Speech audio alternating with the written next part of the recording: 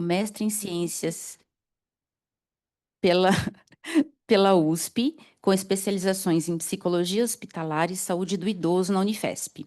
Ele é coordenador de ensino e pesquisa do Núcleo Procriare e do Núcleo Temático de Psicologia Hospitalar do CRP de São Paulo. É presidente da SBPO de São Paulo, membro dos comitês de saúde mental da Abrale e científico do Instituto Vencer o Câncer, e atua como psicólogo clínico em consultório particular. Então, eu vou passar a palavra para o Caio, ele vai fazer uma apresentação para a gente desse tema, e aí depois a gente abre para as perguntas, tá bom? Obrigada.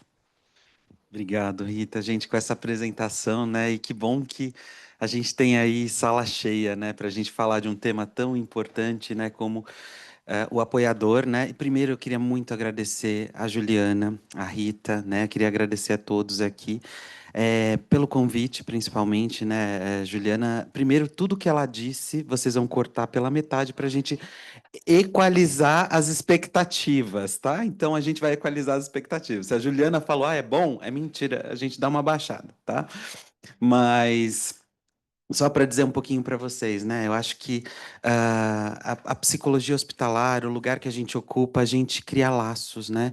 E eu acho que é o que dá o tom para as nossas relações. Então, a gente fez muito isso aqui que eu vou falar para vocês. A gente viu esse trabalho acontecer numa época em que as auditorias ali também estavam começando e a gente foi também construindo todo um papel. Então, por exemplo, hoje o que eu vou trazer para vocês é um pouco dessa experiência, mas também vou trazer para vocês um pouco do que a FACT traz, né, e pensa, que é uma auditoria muito importante, tá? E o que a JCI, na última edição, ela tem de mais fresco sobre o assunto. E eu acho que, assim, isso é para ajudar vocês a pensar os processos. Eu acho muito importante quando a gente olha para as auditorias de hospital, como, com uma leitura muito crítica, porque ali, por mais que tenha um nome de manual, é a instituição que vai ter que perfilizar aquilo para o que ela precisa também. Então, isso é muito importante. E, claro, seguindo ali o máximo, né, de orientações possível. Então, é muito importante que vocês consigam também ter essa leitura crítica. E claro, aqui também vai ser um norte para vocês. E pensando aí na equipe da Emato em especial, aqui a gente está falando de uma figura, tanto que vocês estão vendo, não estou colocando nem TMO aqui. Estou colocando transplante. Então a gente pode falar aí também do transplante renal, a gente pode falar de outros órgãos também. Então é muito importante que a gente pense a partir disso, tá? Bom, então, para a gente começar. Eu vou trazer para vocês alguns pontos que eu acho que são de suma importância, né? Eu acho que para a gente começar, a gente tem que falar de onde isso tudo parte. E claro, né? Eu sou psicólogo, então é com essas lentes que eu vou falar. Eu não vou falar de um outro lugar que não seja esse, né? Então, assim, quando a gente pensa, né, no doador, na doação e nos significados, a gente está falando de um processo que começa muito, mas muito antes de qualquer recorte que a gente vê no hospital. Eu tive um chefe na Emato uma vez que ele falava assim, né? Ele falava: Caio, é importante a gente saber que o paciente que chega para a gente está vendo ele aqui, do jeito que ele é, mas ele vem com uma bagagem de coisas que ele carrega que não tem nada a ver com roupa, que não tem nada a ver com os pertences dele, mas tem a ver com tudo que ele sempre foi. E claro, né, gente, num ambiente de internação, num ambiente de transplante, as pessoas só ficam daquele jeito que elas sempre foram, só que em carne viva. Ou seja, é dentro do hospital que a gente vê que aquela pessoa que é mais difícil, ela fica ainda mais difícil. É dentro do hospital que a gente vê que aquela pessoa que não sustentava ficar num lugar preso por muito tempo, ela vai sustentar menos ainda. Por quê? Porque é nesse lugar que ela vai ficar presa, que ela vai fazer um monte de procedimento, que ela vai ser invadida o tempo todo. E assim, se eu perguntar aqui para vocês, quem gostaria de passar por isso que os nossos pacientes passam, levanta a mão. Engraçado, né? Ninguém quer. Mas o discurso de todo mundo é: nossa, como que o paciente não aceita? Como é que ele não adere? Claro, né, gente? Quem consegue aderir tudo o tempo todo? Quem consegue se submeter a uma experiência tão difícil como essa e ainda mais com o seguinte slogan: a gente não sabe como vai ser depois daqui. Porque ninguém pode garantir se vai ser 100% bom, se vai dar tudo certo no final, tá? Então, esse processo, né, do paciente que chega aqui para a gente, que passa por tudo isso que eu estou falando para vocês, começa aqui, nesse processo de adoecimento e no impacto desse processo de adoecimento. É desde o primeiro sintoma, é a descoberta de uma doença. Muitas vezes o paciente em TMO, ele é alguém que, na verdade, recidivou de uma doença. E ele está vindo para cá e veja, todo aquele tubinho de energia que ele gastou no diagnóstico, ele vai ter que gastar no rediagnóstico. É uma recidiva, ou muitas vezes uma doença que ficou ali residual e que agora o médico chega para ele e fala: agora vai ter que transplantar. Putz, não acabou? Não, não acabou.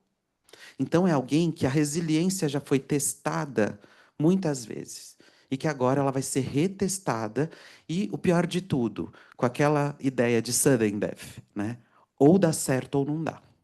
Porque é isso que o transplante traz para a gente, principalmente o transplante de medula. E aí a gente fala, nossa, o paciente está ansioso, né? Que bom, né? Porque assim, a ansiedade, a depressão, o medo, os rompantes emocionais, eles também fazem parte de tudo isso. E claro, a gente consegue dirimir um pouco isso daqui, por exemplo, com um bom pré-transplante, tanto para o doador quanto para o paciente. O pré-transplante é definidor do que a gente vai encontrar no intra e no pós. Tá? Acho que isso já tem que ficar muito claro para todo mundo. Se a gente tem uma linha de cuidado no pré-transplante, os problemas que a gente vai encontrar no intra são menores, tá? Bom, e aí essa pessoa adoece, ela tem um impacto do diagnóstico, ela passa pelo tratamento, ela passa por um primeiro tratamento muitas vezes. Claro, gente, aqui eu estou falando de uma maneira geral, porque são doenças e doenças com protocolos diferentes, com caminhos também diferentes, tá? A família, que muitas vezes entra nesse cenário como alguém que, pelo menos não na psicologia, mas nas outras áreas, a gente vê como algo secundário, aqui ela é protagonista, principalmente quando a gente pensa num transplante de medula halogênico, ou seja, é alguém que halogênico aparentado, né? Então, assim, é alguém que dentro desse contexto familiar, né? É alguém que é chamado, nesse contexto da família, para solucionar uma crise instalada. E o que, que é isso? Agora, para a gente tem um doador. Não é mais o paciente, não é mais a família do paciente. Agora, ele é um novo paciente. E o que, que isso quer dizer? Né? Que agora é uma pessoa que vai ter que passar por uma série de processos e que, ainda por cima, vai carregar com ela a responsabilidade de fazer com que tudo dê certo para o outro que está doente. Ou seja, ela traz uma carga emocional sobremaneira de uma responsabilização que é totalmente e única e exclusivamente psicológica, que a sociedade coloca para ela, que os médicos, a equipe multi, né, enquanto está fazendo ali as testagens e tudo mais, os testes de compatibilidade, o que, que a equipe faz? Todo mundo torce para que aquele irmão seja compatível. E como que fica a figura do irmão, né? Apertada ali no meio de todo mundo.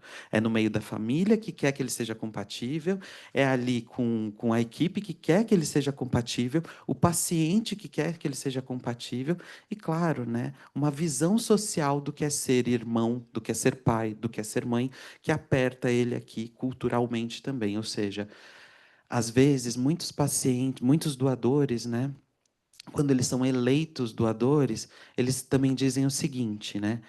Agora eu não sou mais só pai, eu sou pai e doador. Eu não sou mais irmão, eu sou irmão e doador. O e-doador coloca uma carga afetiva para ele que vai ser marcada para sempre. O paciente sobrevivendo ou não. Quem doou fui eu. E às vezes a gente não vê isso fora, né? Por quê? Porque para a gente o que importa é o desfecho do paciente. Ele ficou bem no final da linha de todos os processos dele, então casa, vida, né? Pós-transplante e tudo mais. E o doador a gente faz o quê? Ah, era você, né? E essa figura, muitas vezes que era protagonista, né? Ela passa a ser agora secundária de novo. Pera, então todo mundo vem aqui, me coloca num pedestal e fala: pronto, você já serviu. Chuta, tchau, pode ir embora. Porque é isso que acontece com o doador. Muitas vezes, as pessoas que cuidam dessa figura do doador é o psicólogo da internação. É ali, por exemplo, uma pessoa que se afeiçoou um pouco mais por ele, é um técnico de enfermagem, é alguém que está perto, porque tem o adicional, né? Ele não é só doador, ainda cobram dele de ser cuidador, caso ele seja a pessoa que acompanhe o paciente no transplante. Porque tem essa possibilidade. E aí alguém tira ele do pedestal agora que você doou, agora vem para cá e cuida. Ou seja, você passou por tudo de uma maneira totalmente automatizada, seus sentimentos foram atropelados e agora você vai ter que cumprir funções. Então, olha que interessante, é isso que a gente faz com essas pessoas, sem perceber. Por quê? Porque, às vezes, o protocolo tira a ideia mais importante da palavra protocolo, que é colo, né? Se a gente não faz isso direito, eu vi isso no Instagram, achei ótimo, protocolo, colo. E assim, gente, é exatamente isso, né? O protocolo, ele tem que ter uma função para o paciente, ele tem que ter uma função institucional, obviamente, mas a função institucional não é soberana, porque a função institucional ela só existe porque tem um paciente na ponta, porque senão isso aqui não precisava existir. E é isso que muitas vezes as auditorias têm pregado, porque elas vêm para lembrar não só que a gente precisa de um selo bonito, né? Porque é bacana ter esse quadro no corredor do hospital. Mas por que que a gente tem esse quadro? Ele equaliza as relações e os processos para que essas pessoas vivam o melhor, a melhor experiência possível. É para isso que a gente tem um selo de qualidade. Não é para o hospital, é para as pessoas que vão usar esse hospital, né? Bom, e aqui eu gosto muito de trazer também essa perspectiva, né?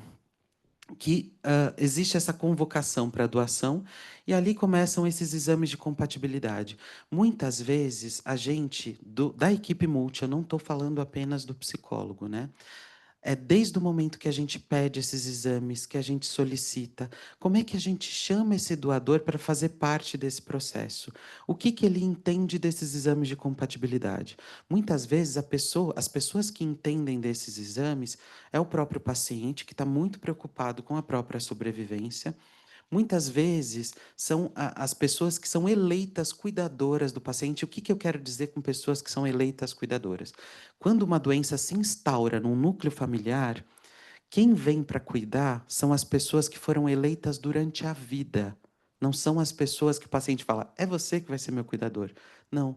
Muitas vezes vocês de transplante de medula, né? Porque a gente sempre vê que no transplante de medula parece que a geleia sempre cai para baixo, né? É interessante. Você fala, meu Deus, eu não acredito que um caso desse aconteceu bem com essa pessoa que é testemunha de Jeová. É uma coisa meio assim, né? Coisas do inexplicável, muitas vezes. Mas o que que eu quero dizer para vocês? A eleição de um cuidador, cuidador, não é doador. A eleição de um cuidador é a trajetória de vida. Ou seja, nem sempre uma mãe, com todas as funções sociais que uma mãe tem, ela vai ser a melhor pessoa para cuidar daquele paciente. Às vezes, quem vai cuidar daquele paciente é o pai. O pai vai ser eleito emocionalmente o cuidador principal daquele paciente. É alguém que vai pegar os exames de compatibilidade e falar: daqui que eu vou entender isso aqui. Esse é o cuidador que é eleito emocionalmente, tá? Que é muito diferente da figura do doador, que às vezes é uma figura que inclusive nem queria estar nesse contexto, que reza para não ser compatível. Isso acontece também. Vocês vão falar, como assim? Sim, tem irmão que não quer doar para irmão, não. Porque toda a história de vida foi quebrada e fragmentada com aquilo que eles construíram. E aí, sabe o que a gente faz? A gente cruza o braço e fala: af, que irmão ruim.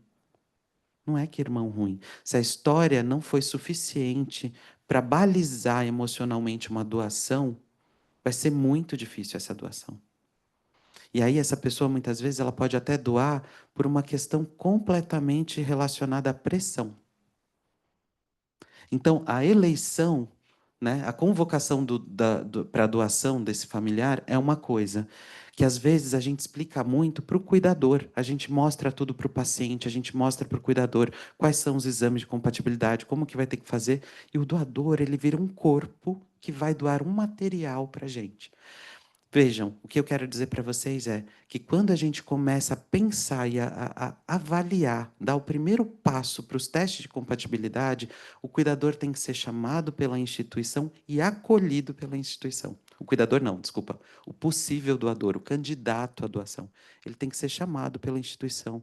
As coisas têm que ser explicadas para essa pessoa, porque quem vai doar é ele, é o corpo dele. Não estamos falando do paciente. A gente está falando do doador como paciente. Então, quantas vezes que a gente, para pensar, e eu não digo só aqui, mas os laboratórios e tudo, você é doador, você precisa ser tratado como um paciente em potencial. Por isso que, por exemplo, o JCI exige que tenha um prontuário do doador. Ah, não, mas coloca ali no prontuário do paciente mesmo. Não, é no prontuário do doador. A avaliação do doador. Avaliação psicológica do doador. Avaliação psicológica do paciente. São duas avaliações completamente diferentes, tá? Bom, opa, desculpa.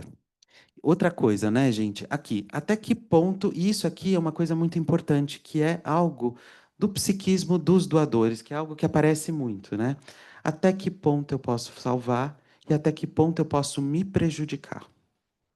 Por exemplo, às vezes a maior dúvida do doador não é o quanto que ele vai salvar o paciente. Às vezes isso para ele é o que menos importa. Mas eu não quero ter sequela. Eu não quero ter problemas. Quais são os riscos que eu tenho, tá? Isso aqui, gente, foi uma frase que eu ouvi uma vez de um irmão para doar para outro irmão. Ele chegou e falou assim: quando a gente fala da responsabilização pelo processo, se der certo, eu vou ser santo, mas se não der, vão me demonizar e é capaz que eu morra com ele.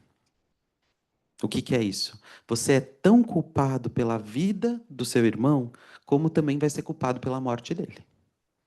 Então faça a sua medula dar certo nele. Olha que interessante, né? Como se a pessoa pudesse, tivesse esse poder de fazer isso, tá? Bom, aqui agora o processo, né, da doação. Bom, então assim, começa com a questão da compatibilidade. É compatível, vamos começar, né? Então aí a gente fala do pré-transplante e a importância da sincronização do processo. O que que eu quero dizer com isso que eu acho muito importante para vocês, que vocês tenham em vista? Como vocês fazem o pré-transplante? Quem começa a fazer o pré-transplante? Ou seja, existe o pré-transplante, a linha do pré-transplante para o doador? Por exemplo, uma coisa que eu discutia muito com a Juliana, o psicólogo precisa ser o último a ver. Porque parte da avaliação psicológica é ver o quanto o paciente entendeu do ponto de vista cognitivo e o quanto que ele conseguiu absorver emocionalmente. Porque assim, será que esse paciente, não é importante a gente pensar que paciente e doador, eles passem separadamente por médico, enfermeiro, assistente social, fisioterapeuta, tem uma avaliação com uma ordem. A gente tem feito essa ordem. Como que ela cabe no centro de vocês? Claro que algumas profissões até pode rodar, né? Tipo, a enfermeira está atendendo aqui, quem que pode ver o doador? A gente fazia muito isso, né? Algumas podem rodar, mas algumas são estratégicas pela função que elas exercem. Por exemplo, uma avaliação psicológica é muito importante que ela seja uma das últimas. Por quê? Porque a gente tem que avaliar o quanto que esse doador absorveu de tudo que ele ouviu do médico, dos riscos que ele vai ter, tá? E aí eu vou dizer, é interessante que isso venha do psicólogo.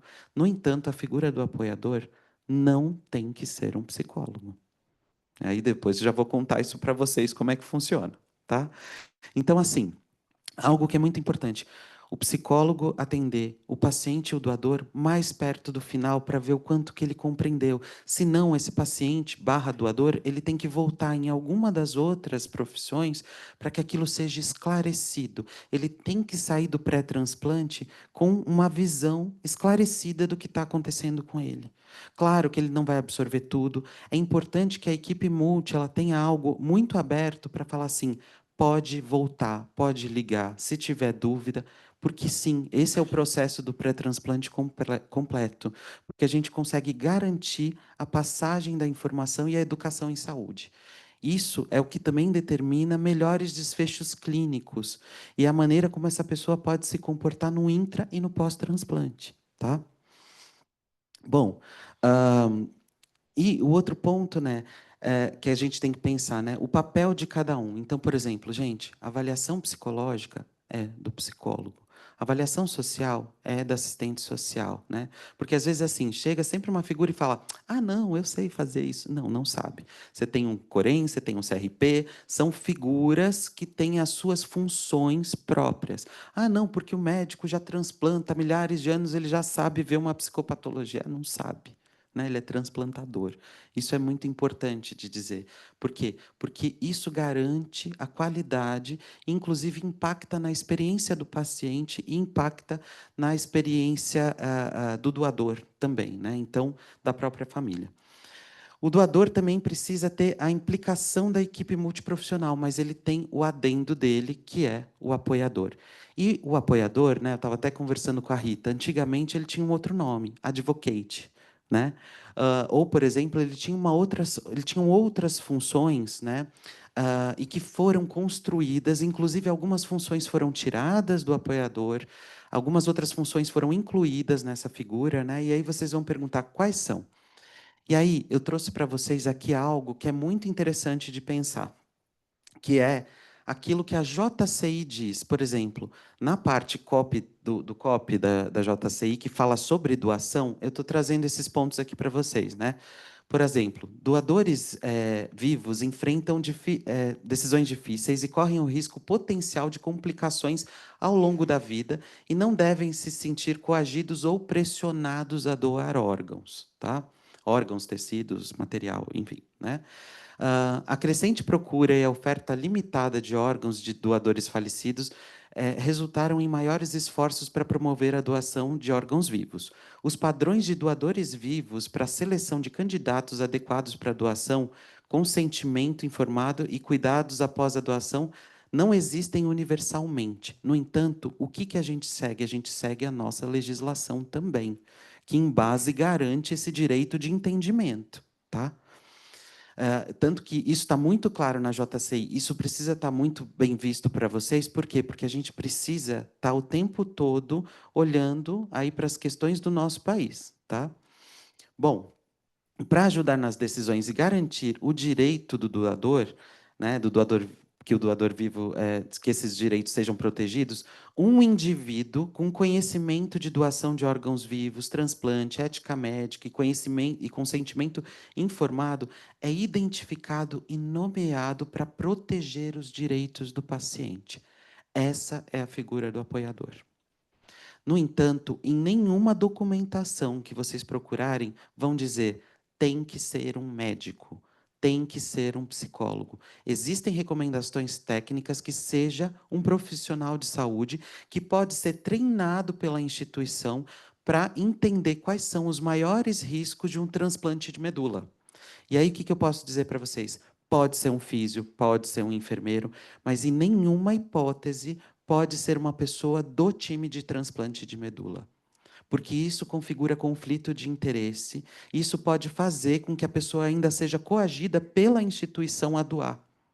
Então, essa pessoa não pode ter link. Pode ser um enfermeiro de uma unidade ambulatorial, enfim. Mas, poxa, ele não entende tanto de transplante de medula.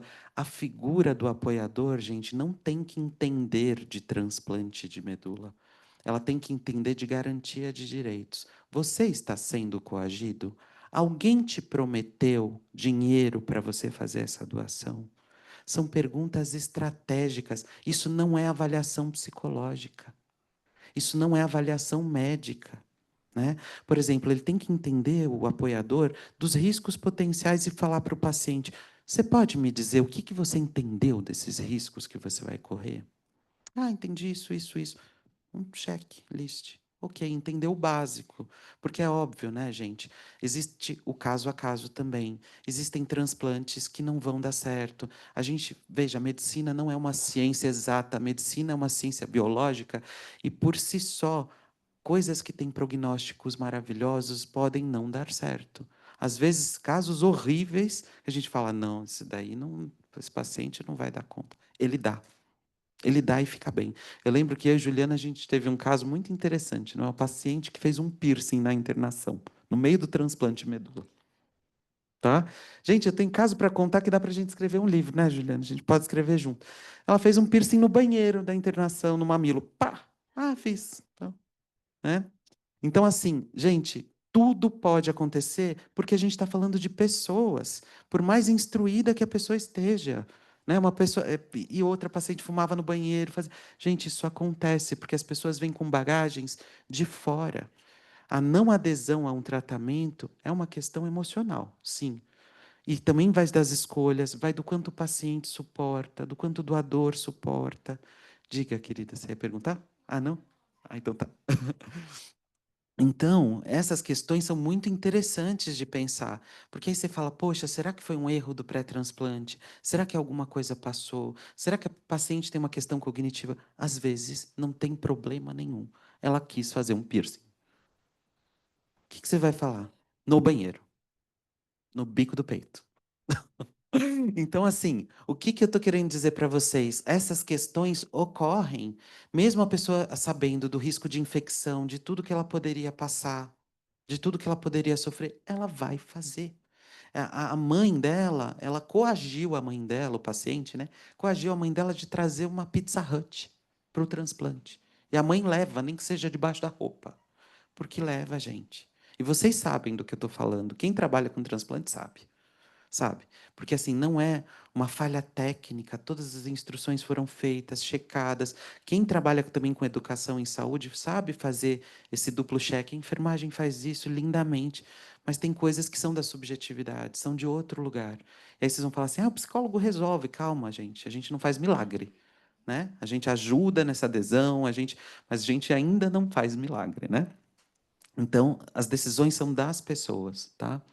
Bom, e aí por que eu estou dizendo isso para vocês? Porque, assim, é muito importante também a gente pensar o que a instituição pode fazer para ter essa pessoa, essa figura do apoiador. Muitas vezes a gente quer, porque a gente tem uma fantasia de que, ah, não, isso aqui é o psicólogo que tem que fazer. Isso é fantasia, não tem descrito em lugar nenhum, né? Ah, não, porque isso é uma função. Não, não é uma função. A psicologia tem uma outra função, é de outra ordem, tá? Isso daqui, gente, é alguém que, veja, não é uma avaliação. Isso é muito importante de deixar claro. Isso daqui é uma garantia de que essa pessoa, ela foi questionada quanto o desejo dela de doar ou não. Isso não é uma avaliação. Veja, essa pessoa ela é questionada, ela tem um grupo de questões que vocês podem estabelecer aqui, que só vão checar se ela tem esse desejo de fazer essa doação ou não, se ela está sendo coagida, se ela está sendo ameaçada. Ah, não, então isso é assistente social que vai fazer. Não, não precisa ser a figura da assistente social. Tá? Pode ser uma outra figura que seja devidamente treinada. Vocês podem ter 2 ou 3 aqui no hospital, né? Figuras que podem ser, claro, aqui eles recomendam que seja um profissional de saúde, tá? Mas pode ser, por exemplo, alguém do administrativo, pode ser alguém, um técnico de enfermagem que nunca vai estar ali na unidade de transplante, que não tenha contato com a unidade de transplante. Veja, inclusive não existe nenhuma documentação que tenha ensino superior. Falam de profissional de saúde, isso é interessante também. Nenhuma documentação fala, né? Então eles recomendam, e ainda está escrito assim: recomendamos profissionais de saúde, tá? Então, assim, pode ter ensino técnico, pode ter ensino superior, e é recomendação, tá? Bom, essa pessoa é independente da equipe de transplante e, se empregada pelo hospital, não se reporta a nenhum membro da equipe de transplante, tá? O objetivo dessa pessoa é garantir que o doador vivo entenda todos os aspectos do processo de doação e seja autônomo em suas habilidades de tomada de decisão. Ou seja, o senhor sabe o que vai acontecer com você? Me conta o que vai acontecer com você. Por isso que é importante que essa pessoa seja treinada. Para ela saber, né? E para ela ver que se o que ela está ouvindo está fazendo sentido. O apoiador também é uma pessoa, gente, que pode, inclusive, sinalizar para a equipe de transplante, não fazendo uma reunião nem nada disso, mas assim, retorna o paciente não, o doador, para nova orientação pela equipe médica. Por quê? Porque quando vem um parecer desse, é para dizer assim, explica de novo, que tem alguma coisa que não saiu certo. Tá? Então, isso é muito interessante porque volta o doador para a fila, né? Para todo o processo com a equipe. Isso garante que aquele doador ele vá absorvendo mais informações. Tá? Bom, A figura do apoiador nasce frente às demandas institucionais e sociais, porque, gente, a gente já viu, já existiram relatos de pessoas que ganhavam dinheiro, de pessoas que não tanto no transplante de medula, mas em outros transplantes, né? De pessoas que eram coagidas, ameaçadas, que as suas famílias eram ameaçadas, né? Então, até de tráfico de pessoas. Então, isso aconteceu muito. Por isso que essa figura, né? Então, por exemplo, sequestrar uma pessoa e realmente matar, pegar órgão. Então, esse tipo de coisa já aconteceu, existem relatos. Por isso que nasce de uma demanda institucional e até cultural. É um papel visto como uma boa prática institucional e garante ao doador o real direito, né, a decisão dele. E o que eu quero dizer com isso, né, gente? Veja, é alguém que não tem um papel de julgamento, é alguém que não tem um papel. O que ele vai fazer? Por exemplo, se o doador não quiser doar, né, ele vai colocar: o doador não deseja fazer essa doação. Esse documento é sigiloso, isso não vai para a mão da família, pelo amor de Deus. Né? E aí o que a gente faz? A gente faz uma comunicação de uma notícia difícil, que também requer treinamento por parte do médico, principalmente, aí a figura do médico, que vai comunicar acompanhado de alguém da instituição, que pode ser o psicólogo, de que essa doação não vai poder acontecer.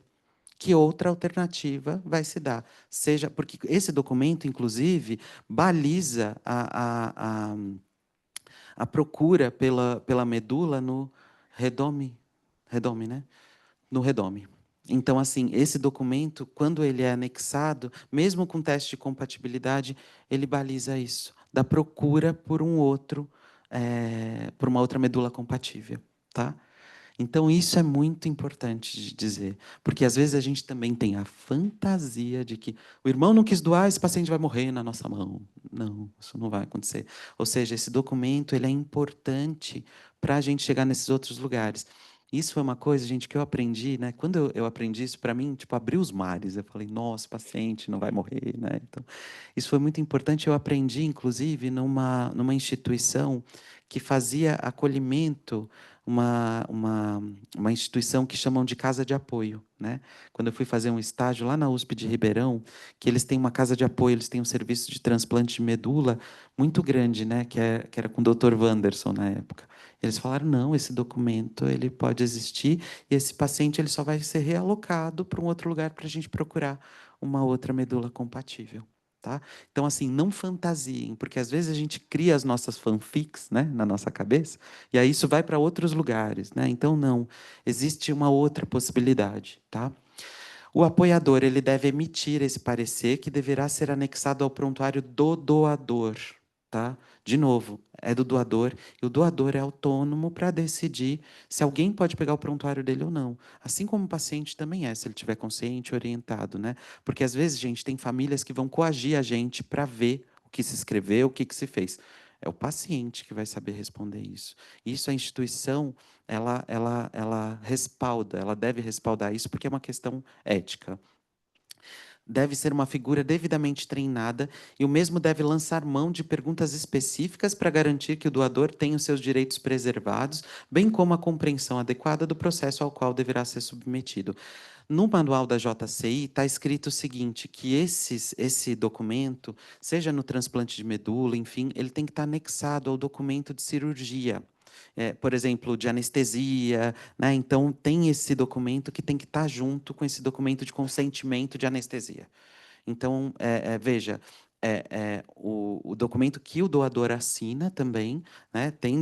Vendo ali todos os riscos que ele pode correr, tá? E esse documento ele tem que estar anexado a todos os outros termos que o doador já aceitou, tá? É recomendado, inclusive, que o apoiador seja essa figura estratégica e que se apresente ao doador ao final da avaliação barra orientação inicial. O que é isso? De novo, a gente sempre pensa nessa linha do pré-transplante com o paciente. O doador tem que ter uma linha dele também. As avaliações só dele também. Tá? Isso eu acho muito interessante, né? Eu acho importante de dizer que, veja, até para ilustrar para vocês, doador tem que ter avaliação psicológica, tá? paciente tem que ter avaliação psicológica e doador tem que ter avaliação do apoiador, que não tem nada a ver com o psicólogo, tá? Então, assim, veja, nem o psicólogo do transplante pode ter contato com o doador, com o apoiador, tá? Isso é muito, muito importante. Por quê? Porque a gente fala assim, ah, não, porque é uma área correlata, então deixa eles conversarem. Não, não, não pode, tá? Então, isso é muito importante deixar claro também. Bom, o que o apoiador garante ao doador, tá? Isso aqui também, JCI. Então, por que eu estou trazendo esses fragmentinhos? Para deixar bem claro para vocês ficarem preparados também para qualquer auditoria, tá? O doador em potencial precisa entender completamente todos os processos de doação. Por isso que ele tem que ter uma linha. Por isso que o médico do banco de sangue tem que sentar com o doador e explicar tudo, tá? Principalmente para entender os riscos e benefícios associados a ser um doador vivo. Muitos doadores vivos doam seu órgão a um membro da família ou conhecido. No entanto, alguns doadores vivos não influenciam onde será transplantado o seu órgão doado.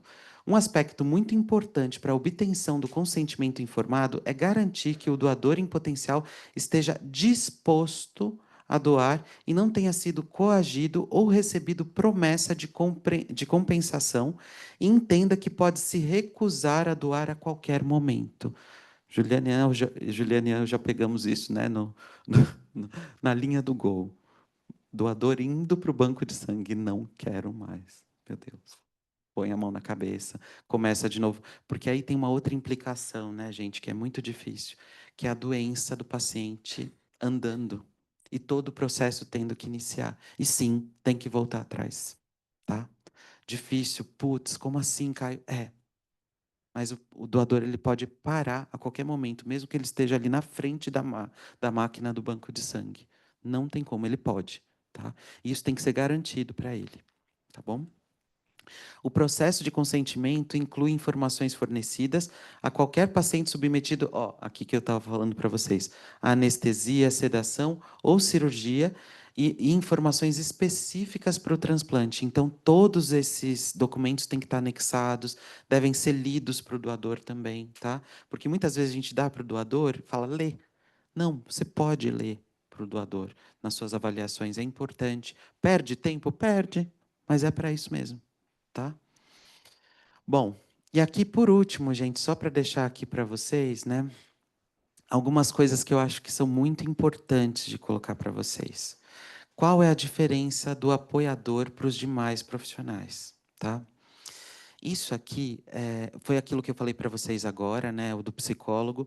Mas, por exemplo, o psiquiatra é uma figura que tem que estar em todo pré-transplante? Muitas vezes, não. Vocês vão falar assim, como assim, Caio? Não. A não ser que o psicólogo identifique, ou alguém da equipe identifique alguma psicopatologia que pode estar potencialmente descompensada. É uma figura que pode ser chamada ao contexto para fazer ali uma avaliação, para fazer um diagnóstico diferencial. Né? Ah, você precisa ter um psiquiatra? Não necessariamente. Por exemplo, nos Estados Unidos não existe a figura do psicólogo ali, mas existe a do psiquiatra que faz esse papel. São lugares diferentes, culturas diferentes, né? O que a gente vê no Brasil é a figura do psicólogo, porque a gente tem uma recomendação técnica de que tem que ter psicólogos em serviços de oncologia e oncohematologia. Ponto. Ninguém está falando psiquiatra, fala psicólogo, por isso que a gente tem, tá? Então tem uma questão que deixa a gente respaldado do ponto de vista legal e que existe essa recomendação técnica, tá? O psiquiatra, ele pode ser uma figura complementar, ela não é uma figura menos importante, tá? De maneira nenhuma, mas é uma figura que pode entrar de uma maneira secundária quando chamada para alguma situação especial. Por exemplo, um doador esquizofrênico. Poxa, tem esse histórico, ele está compensado, mas por conta da questão do transplante, do adoecimento do irmão, por exemplo, foi uma pessoa que descompensou completamente. E aí entram outras avaliações que são interdependentes. E o que, que eu quero dizer? Por exemplo, a avaliação do assistente social é importantíssima. Por exemplo, tem pacientes que não podem fazer transplante de medula, sabe por quê? Porque na hora de voltar para casa, ele não tem um espaço minimamente adequado, tem mofo na parede, tem uma série de coisas que ele vai voltar para o hospital, ele vai ter uma infecção, ele vai morrer.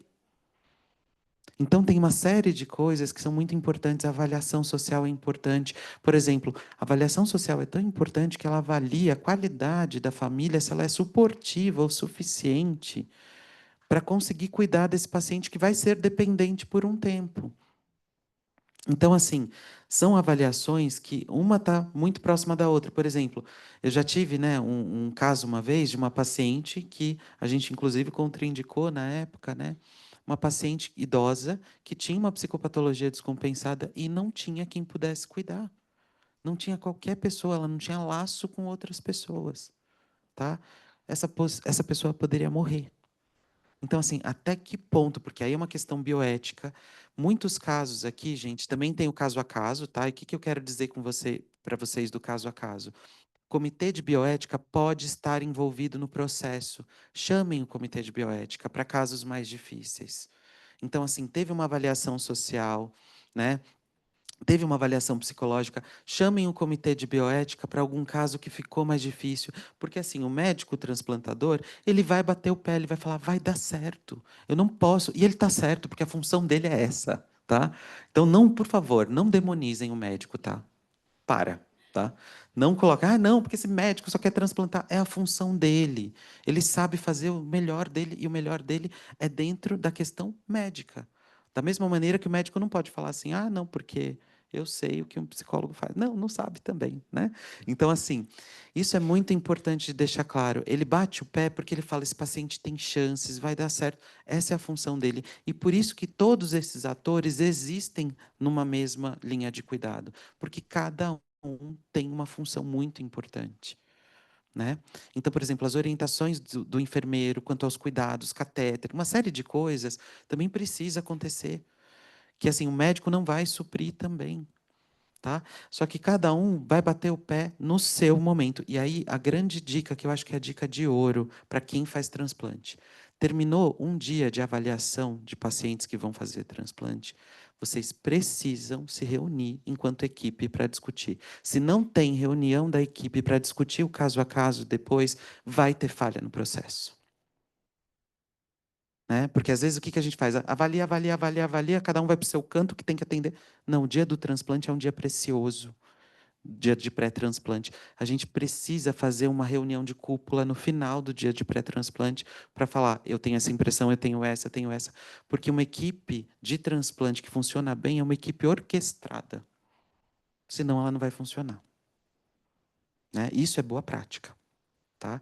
Inclusive, se vocês documentam isso em cada prontuário, foi realizada a reunião de equipe ao final do processo de avaliação pré-transplante, com a presença do médico, enfermeiro, psicólogo, físio, nutri.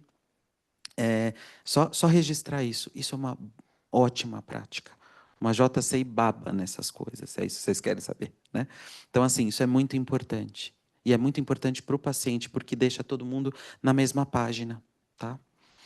Bom, o apoiador também é uma figura que conta com treinamento específico, como eu falei para vocês, a fim de garantir os direitos do paciente e que se coloca de forma a viabilizar um ambiente seguro para que a doação possa se dar, tá? E aí, né, gente, eu acho que esse ponto eu acho que é muito importante, que é o que eu coloco aqui nas conclusões, né? A figura do apoiador, ela tende a garantir o que a gente chama de segurança psicológica. Esse termo tem sido muito usado dentro das instituições, mas para falar do trabalho entre colaboradores. Eu gostei muito desse termo quando eu ouvi, né? E eu falei, eu acho que se aplica aqui. Segurança psicológica diz respeito ao fato da pessoa conseguir falar livremente o que ela está sentindo, sem ser julgada, sem ter riscos de retaliação no futuro. Tá? Então, eu acho que a figura do apoiador ela traz muito esse termo em voga para um outro contexto, que não é o organizacional, mas traz essa segurança psicológica. E é uma função da instituição trazer segurança psicológica para paciente, para a família e principalmente para o doador, vendo o doador não só como um corpo que tem algo a oferecer, mas vendo o doador como um paciente em potencial que vai viver todos esses processos, que inclusive impacta no que a gente chama de experiência do paciente, porque é isso que eu falei para vocês aqui, né? Ele é um novo paciente. Ele não pode ser visto de uma outra maneira, tá? Bom, e aqui um outro ponto que eu quis trazer para vocês da FACT, que é a figura do defensor. Isso entra comitê de bioética também. O que que é a figura do defensor? Defensor, gente, são para doadores menores de idade ou mentalmente incapacitados. Por exemplo, é aquele irmão que tem uma paralisia cerebral e ele é compatível. Doa ou não doa? Comitê de bioética. Porque essa pessoa não vai responder por ela, mas é do corpo dela que a gente está falando.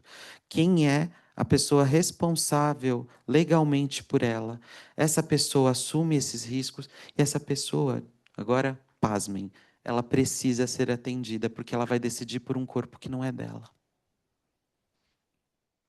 Tá? Isso são casos mais raros, mas acontece também. E aí é muito, muito, muito pior. Porque quando a gente fala de um doador que compreende o que está acontecendo, é muito diferente de um doador que não compreende. Por isso que, assim, comitê de bioética, nesses casos, em cima. Não dá para discutir esse caso sem o comitê de bioética, inclusive sem um parecer do comitê de bioética. Tá bom? Bom, e isso aqui está descrito no FACT, tá? Então, assim, gente, tudo que eu estou trazendo para vocês tem literatura, tem lugar que diz, tá?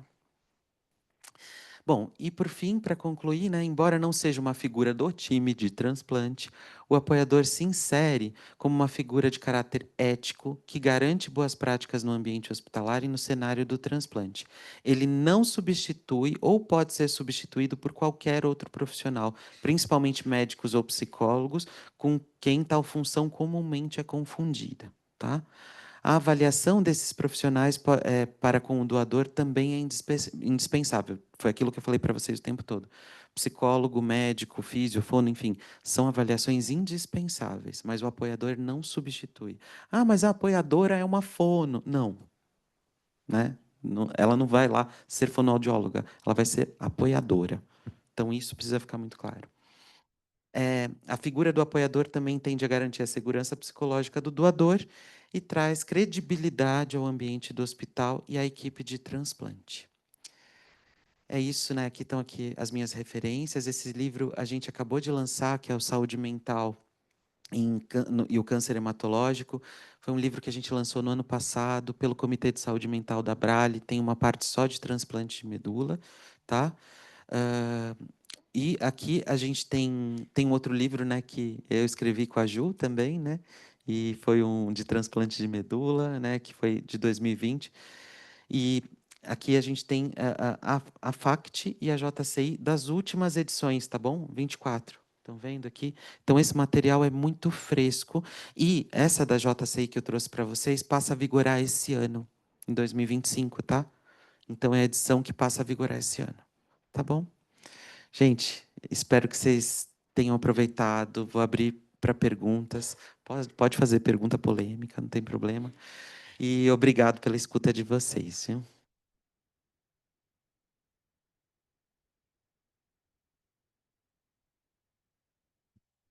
Muito obrigada, Caio. Antes de eu abrir aqui para vocês fazerem as perguntas, enquanto vocês vão se animando, eu acho que algo que fica muito forte na fala do Caio, né, é essa questão da autonomia, a questão da bioética. E quando a gente olha para o principialismo, que é uma das teorias que estuda a bioética e que é tão importante para a gente que atua na área da saúde, né, a gente precisa conhecer sobre isso, porque isso vai resvalar não só na questão de transplantes, mas na questão do consentimento informado, na questão de tocar o corpo do outro, na questão de um exame, na questão, enfim, da nossa prática, do nosso fazer mesmo.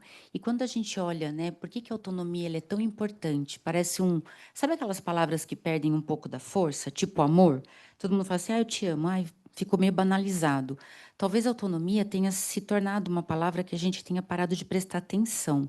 Mas quando a gente olha, né, por que que a autonomia ela é tão importante dentro da bioética, e eu perguntei para minha amiga Mira, que é o nome que eu chamo de inteligência artificial, e ela disse assim para mim que o principialismo diz que a autonomia é tão importante porque ela está diretamente ligada ao respeito pela dignidade, pela liberdade e pela individualidade da pessoa. Então, quando a gente fala, né, desse conteúdo que você trouxe tão brilhantemente para refletir, para mim alugou uns 3 triplex na cabeça. Não sei vocês, mas eu agora digiro isso em 10 dias, né? Porque não é tão simples assim. É muita informação de qualidade, muita coisa para a gente parar e refletir o fazer, né, Caio? mas a gente está falando de respeitar a individualidade das pessoas, e isso comunga muito com os valores da casa, né, onde a gente coloca a pessoa no centro do cuidado. E não existe centro do cuidado se eu não olho para esse indivíduo, se eu não respeito essa individualidade. Isso é fácil? Com certeza não. Dá muito mais trabalho, gente. É muito melhor ser desumano, é muito melhor ser um monte de coisa, porque, com certeza, promover uma assistência de qualidade, respeitando a individualidade, colocando o paciente no centro do cuidado, dá muito mais trabalho para nós. Mas foi isso que algum dia a gente escolheu, né? A gente escolheu fazer isso. E fazer isso de uma forma madura e ética no mundo moderno envolve, né, em ter todas essas reflexões que o Caio tão brilhantemente trouxe para a gente. Então, em nome, né, da equipe, em nome da casa, que nesse lugar que me é honrosamente me concedido, te agradeço. E aí eu abro agora para as perguntas e considerações. Quem gostaria? Vamos lá. Ó, esse levantou a mão rápido, hein, Caio? Você viu? Meu nome é Eduardo, primeiramente agradecer. E aí, Caio, a minha pergunta é que assim, eu venho do público e a gente sabe que no público a gente consegue organizar um ambulatório, consultas ambulatoriais. Qual seria a estratégia para a gente trazer todo esse pré, considerando a particularidade de cada profissional nessas avaliações com as operadoras? Como é que a gente faz esse processo com as operadoras? É, Se existe alguma estratégia, né? Porque eu acho que a gente tem esse problema tanto no pré quanto no pós. Porque se eu vou gerar uma consulta com a psicologia, eu tenho que cobrar. E como é que funciona isso? Isso cabe no pacote? Quando a gente vê o pacote da ANS, fica, né? Qual a estratégia que a gente teria com as operadoras, sabendo que o FACT é um desafio para a gente que é do privado, né? Olha, Eduardo, eu vou ser bem honesto com você. Eu acho que essa questão, ela é muito voltada à administração do hospital. A experiência que eu tive, que eu achei muito interessante, né, era como a equipe de transplante, ela tinha, principalmente a equipe médica de transplante, tinha autonomia para discutir esse pacote com a instituição. E como que isso era ofertado para as operadoras, né? Por quê? Porque é algo que transcende até a capacidade do médico de ir atrás. É algo que não tem muita escolha. Por isso que assim, o time de transplante tem que ter figuras específicas que representem ele nesse fechamento de pacote. Eu lembro que quando a gente trabalhou junto, eu e a Ju, a gente estava muito presente nessas decisões. Isso era muito interessante. Então, garantia o nosso espaço. Eu acho que esse também é um trabalho muito voltado para a gestão e para a gestão administrativa e financeira do hospital, em conjunto direto com a equipe de transplante. O que que precisa? Vocês conseguem validar isso em termos de literatura? Onde que isso está escrito? Aonde que isso impacta a gente? Porque assim, você tem que mostrar número, né? Aonde que isso impacta a gente? Então, assim, por exemplo, ó, se não tem essa avaliação com essa equipe, a gente pode ver esse desfecho aqui. É aí que a gente vê que a assistência conversa com o financeiro para a gente conseguir oferecer algo assim. Por isso que tem que ter essa proximidade, né? Por exemplo, às vezes é o chefe de equipe, né? Às vezes é algum médico que é designado para conseguir explicar esse processo.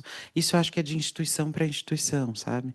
E eu adoraria saber mais sobre esse assunto, mas o pouquinho que eu sei, que eu já vi acontecer, era muito essa interlocução direta com essa questão financeira e administrativa da rede, direto com quem faz assistência.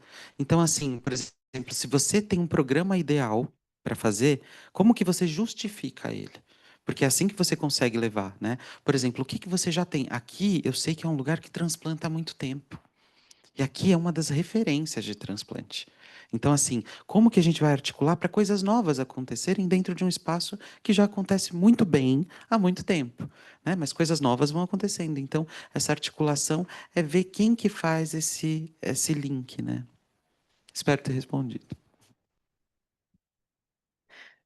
Primeiramente, parabéns pela apresentação, excelente. Eu tenho duas perguntas. A primeira, quando o doador ele decide não ser mais o doador, quem comunica para o paciente isso? É a equipe? É o doador que não é mais? Então, essa é uma pergunta. E a segunda, eu não sei se isso acontece ou se foi só no Laços de Família, que eu já assisti 1 milhão de vezes. Mas quando tem um caso, por exemplo, dos pais quererem ter um novo filho para ser um doador, como que é trabalhado isso com a família? Olha, perguntas ótimas. Eu gosto muito de pensar isso, né? Primeiro, quem comunica é a equipe, principalmente a equipe médica. Por quê? Isso é técnica de comunicação de notícia difícil, que aqui a Mari sabe muito bem, muito melhor do que eu. Por que que a equipe? Porque a equipe médica, principalmente na hora de comunicar, ela não vai poder, dentro desse discurso, culpabilizar o doador. Ponto um, tá? Ponto dois, ela vai ter que levar alternativas médicas de como isso vai poder acontecer sem ser com esse doador. Ponto. Ou seja, a gente vai levar o problema que aconteceu, o doador não vai mais fazer essa doação, mas a gente tem essa alternativa que a gente vai começar a fazer um novo caminho por aqui. Ponto. Então, isso é a base dessa comunicação. Claro que é o caso a caso, né? Então, assim, de novo, né? Tem coisas que vão transcender. E claro, né, gente, a equipe de psicologia é sempre muito presente. Muito, muito, muito presente. Porque na hora dessa comunicação é importante, às vezes, a equipe da psicologia tá por perto para atender essa família. Para quê? Para que a gente evite ali algum conflito maior dessa família com esse doador, sabe?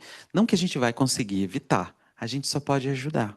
Eu acho que isso pode ser, assim, é um ponto ápice, é uma das melhores práticas, né? Mas quem comunica é o médico, porque tem essa troca, né, que ele precisa fazer na comunicação, que é só o médico que detém esse conhecimento, tá? Outro ponto, criança. Outro dilema bioético, né? Vamos ter ali, né? Beber remédio. Gente, isso é muito importante. Inclusive, quando tem essa alternativa e a família começa a pensar nisso, porque isso é muito comum em transplante pediátrico, os pais quererem ter um outro filho, tá? A psicologia já tem que entrar no começo, porque qual vai ser a razão desse filho? Claro, tá posto que é para salvar o outro, mas ele tem que vir como filho. Ele não pode vir como só um doador. Ele tem que vir na figura de filho tão amado quanto esse que vocês estão tentando salvar, né? Então isso é muito importante de trabalhar. E tem que ser trabalhado o quanto antes. Então, assim, é uma alternativa? Vai acontecer? Porque é algo que a gente não controla. Se esses pais quiserem ter filho, eles vão ter. A gente não vai poder ir lá na casa deles e falar, ó, para, né? Não dá. Então, assim, a gente vai ter que trabalhar isso o máximo, fazer consultas ambulatoriais, acompanhar essa família, porque é algo que a gente não vai conseguir deter, né? A gente pode recomendar, dizer, olha, cuidado com essa decisão e tudo mais, que é o máximo que a gente pode fazer. E, claro, o centro, acompanhar esses pais. Pode ser uma coisa muito boa. Porque aí essa criança vem, mas ela vem inteira, né? Ou seja, ó, é um outro filho, a gente ama muito, ele vai fazer esse processo, mas, assim, não é a condição da existência dele. Acho que isso que é importante, tá? Ai, maravilhoso te ouvir, né? Meu nome é Mariana Sarquis, eu estou como consultora técnica da psicologia agora na Rede Américas. Eu e o Caio, a gente já tem uma longa história e de muitos projetos, mas sempre muito bom te ouvir. Acho que esse é um tema que, quando eu vim aqui, a gente chegou a falar sobre, e aí elas falaram assim, não, a gente já está olhando, a gente já está desenvolvendo, e acho que foi super claro. E a gente que faz essas avaliações pré-transplante, assim, então acho que é uma coisa que a gente bate muito, né? Independente se é JCI, se é ONA, se é Kementon, a questão que você falou do protocolo, né? Então hoje a gente tem 1000 protocolos, eu fico doida com os meus protocolos que eu venho aqui falar, mas que tem o protocolo, mas sempre entender que tem alguém ali em sofrimento. Então, porque às vezes a gente tem um protocolo muito para evitar um evento, alguma coisa, mas sempre entender que ele tem um sofrimento, porque às vezes a gente faz o protocolo só para evitar o evento, e às vezes não é a ideia é essa só. E tem situações, às vezes, que o doador ele não tem coragem de falar para a família que ele não quer ser doador.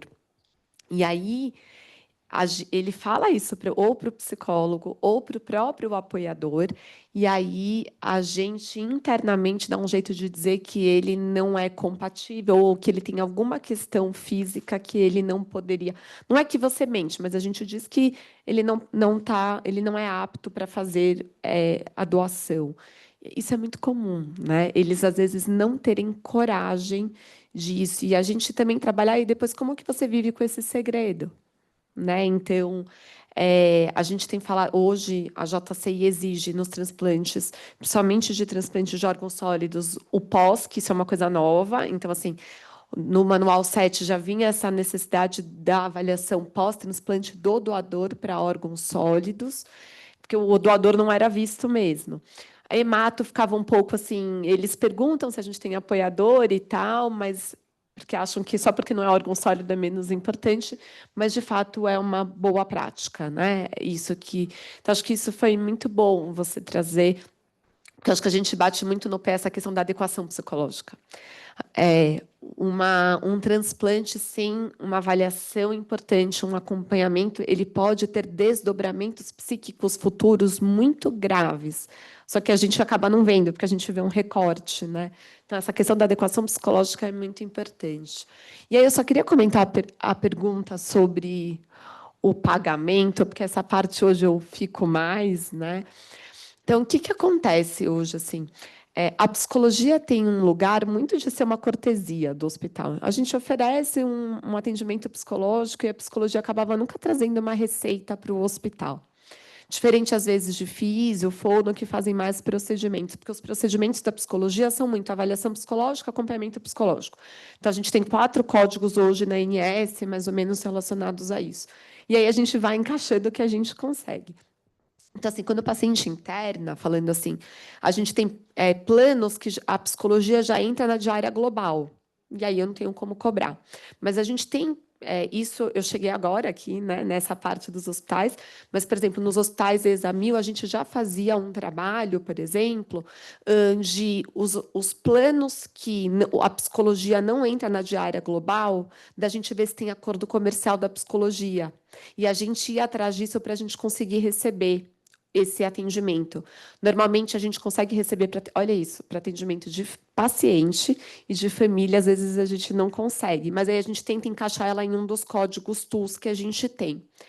E eu vou dizer para vocês, os valores da psicologia são os melhores da equipe multi, tá bom? Então vamos atrás disso. Acho que um dos projetos que a gente tem junto ao time corporativo em algum momento, a gente olhar para isso, porque a gente faz uma automação que, a depender de um clique que eu dou na evolução, ele já vai direto para o faturamento e aí eu já consigo cobrar. Então, acho que esses são um dos projetos que a gente tem para desenvolver. E da psicologia, de fato, a gente vai tirando esse lugar da psicologia, que é uma cortesia ou uma conversa. E, sim, não é algo muito técnico que a gente faz. Em relação aos transplantes, a gente tem agora aqui na Rede Américas a doutora Maria Fernanda Camargo, que é super conhecida dentro aí dessa área. E aí, o que acontece? No transplante, às vezes, a gente tem pacote mesmo.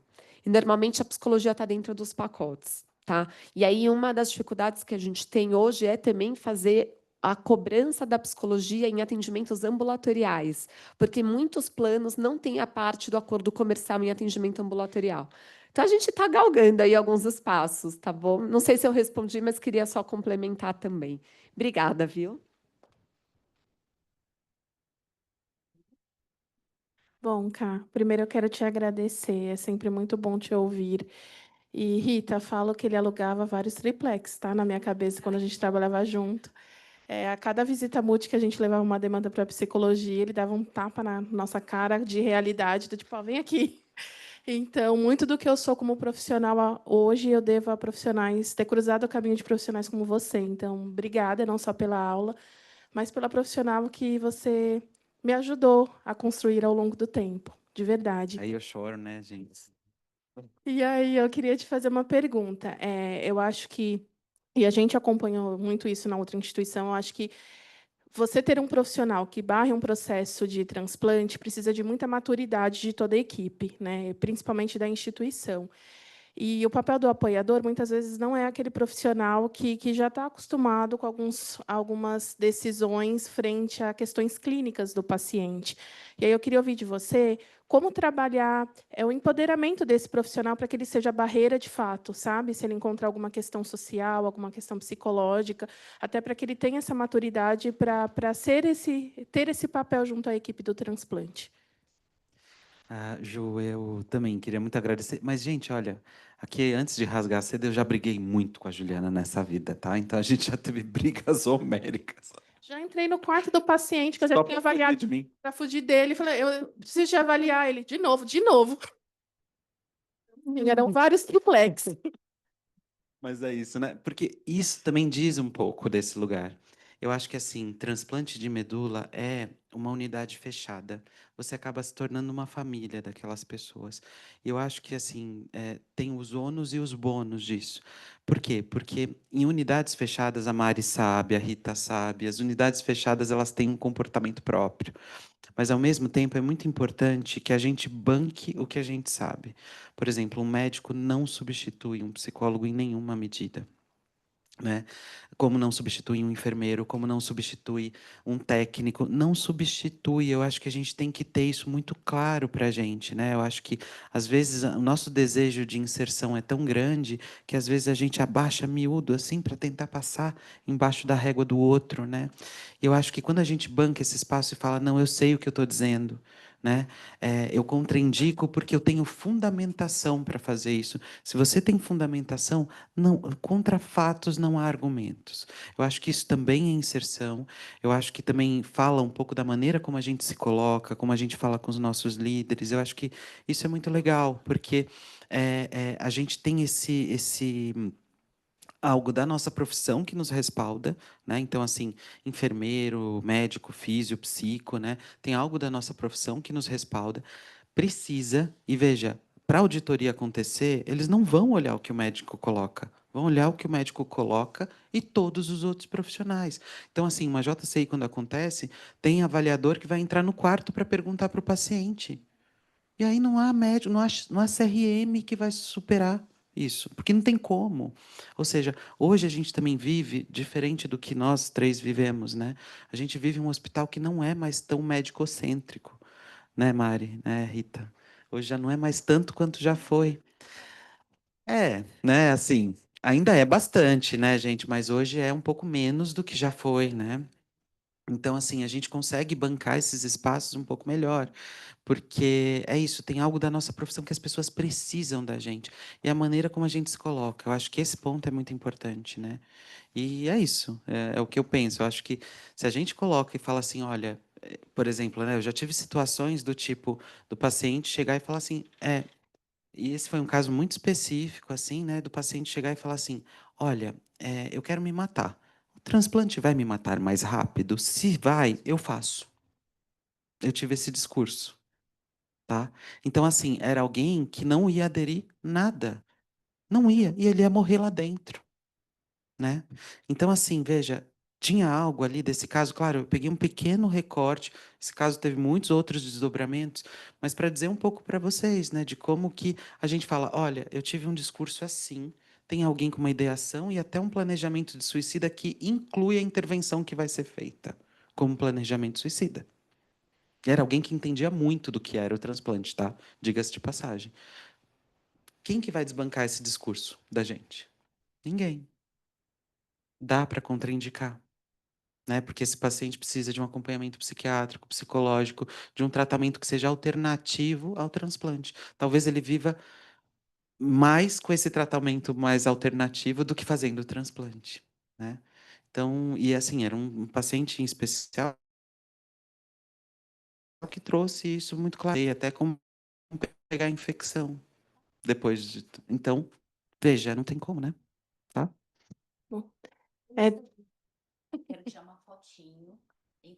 Fica aqui você, ó. Aí, fica aqui no meio, que eu acho que você Eita, tirar todo mundo. mas, gente, tem que dar chão. você tem que estar... Dentro, ó. Fica Gente, eu subo?